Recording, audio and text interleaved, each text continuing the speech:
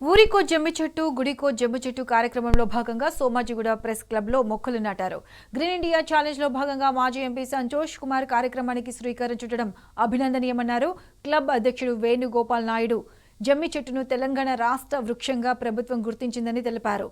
కార్యక్రమంలో బీఆర్ఎస్ రాష్ట్ర నాయకులు, హరితసేన రాష్ట్ర coordinator Garrepalli Satish, press club కోశాధికారి రాజేష్, కమిటీ మెంబర్ బాపురావు, రాజు తదితరులు పాల్గొన్నారు.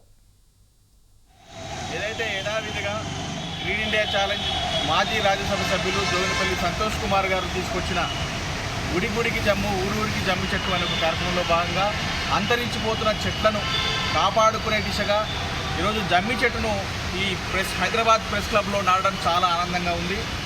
ఈరోజు అధ్యక్షులు మరి వాళ్ళకు కమిటీ సభ్యులందరూ మరి వేణుగోపాల్ నాయుడు గారు అధ్యక్షతను ఇక్కడ మొక్క నాటడం, అంతరించిపోతున్న చెట్లను దసరా పండుగ సందర్భంగా మనము మన హిందూ సాంప్రదాయంలో భాగంగా మరి ఆ జమ్మి చెట్టును తీసుకొని ఒక ఆకును తీసుకొని ఇచ్చి అలాయి బలాయి తీసుకునే సందర్భాలు ఉంటాయి.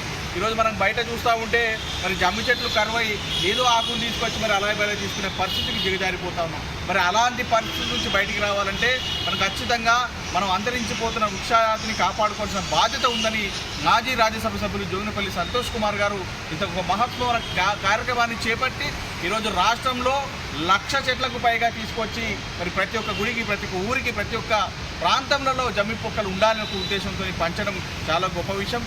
గ్రీన్ ఇండియా ఛాలెంజ్ కార్యక్రమాన్ని ఎప్పటి నుంచో కనీసం కొనసాగిస్తున్నారు.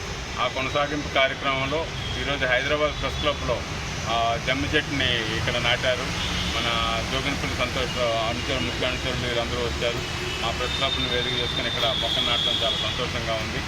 అంతరించిపోతున్న వృక్షజాతిని కాపాడుకోవాలంటే మనం ఎప్పుడు కూడా ఇలాంటి మంచి కార్యక్రమాలు చేసుకుంటూ పోవాలి. ఆ కార్యక్రమానికి సంతోష్ కుమార్ గారు, మన నాందీపల్లి గారు దాన్ని మనం కొనసాగించుకుంటూ గ్రీనరీని పెంచుకుంటే వాతావరణం బాగుంటుందని కోరుకుంటున్నాం.